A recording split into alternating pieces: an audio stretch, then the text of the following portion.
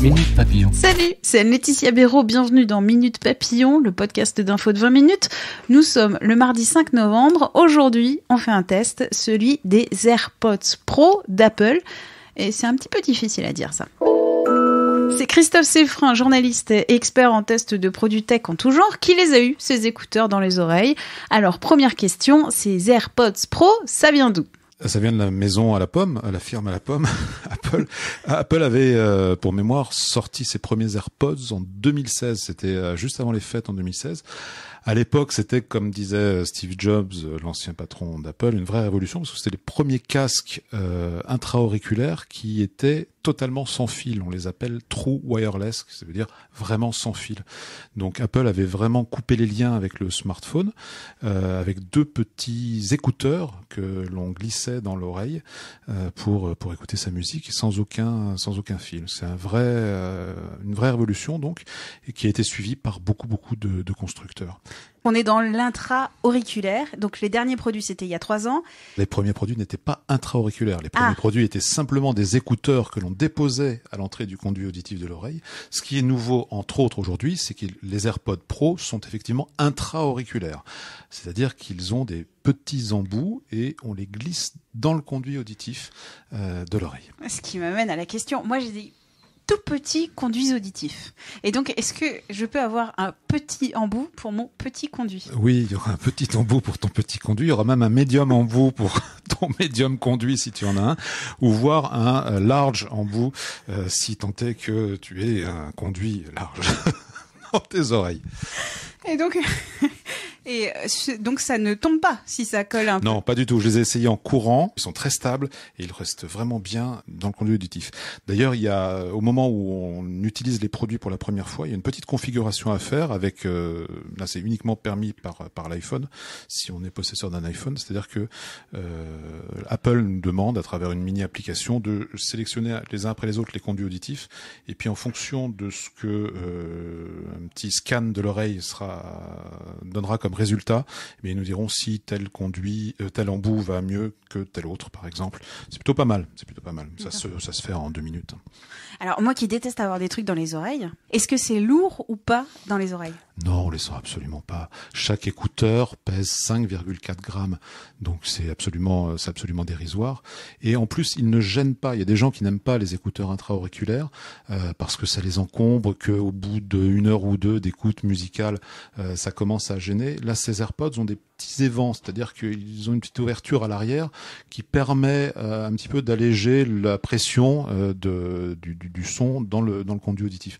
Donc franchement, je les ai utilisés pendant plusieurs heures d'affilée et ils sont très agréables à l'écoute. Donc ça fait pas ventilateur, quoi. Non, pas encore, mais on peut suggérer à Apple des AirPods Pro Climate pour les grosses chaleurs d'été. Ça dure combien de temps ? En autonomie ? Oui. Alors comme tous les écouteurs intra-auriculaires, les AirPods Pro sont livrés avec une boîte de rangement qui fait aussi office de batterie.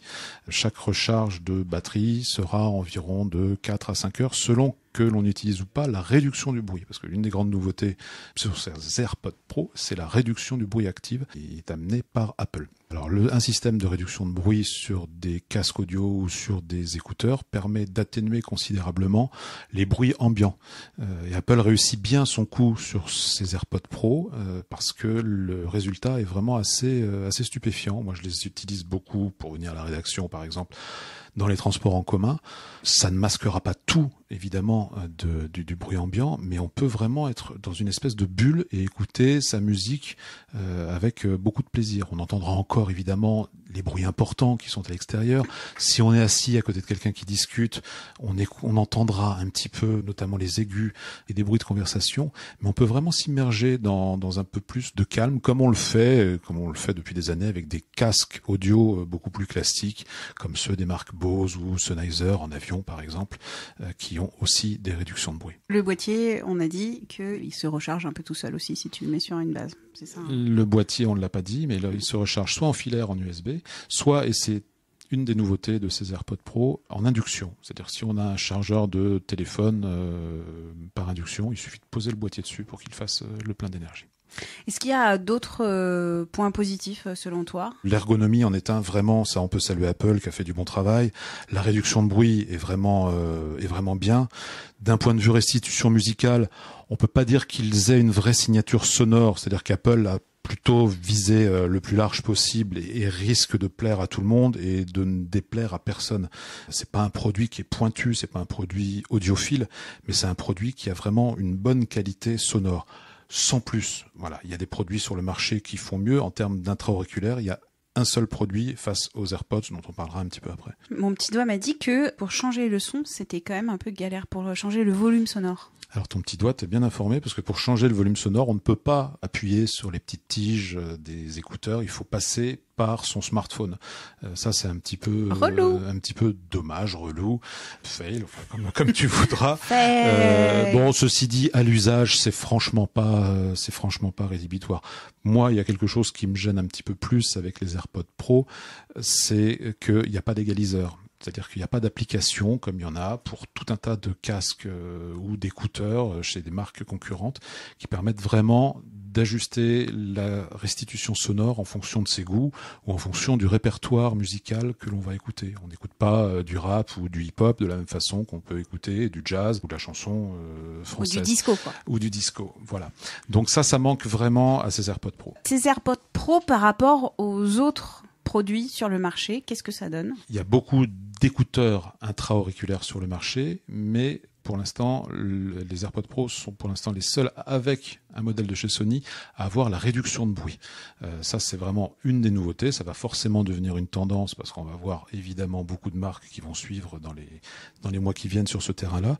Donc, il y a un seul concurrent pour l'instant aux AirPods Pro chez Sony qui s'appelle les WF-1000X M3 qui sont vraiment moins jolis, ils sont plus encombrants, qui par contre sont vraiment un produit d'ingénieur et beaucoup plus un produit pour ceux qui vont avoir des exigences musicales et en termes de restitution musicale un petit peu plus affinées. Puisque là, notamment, on trouvera une application pour vraiment régler et égaliser la musique que l'on entend écouter. Ce sont des produits de chez Apple.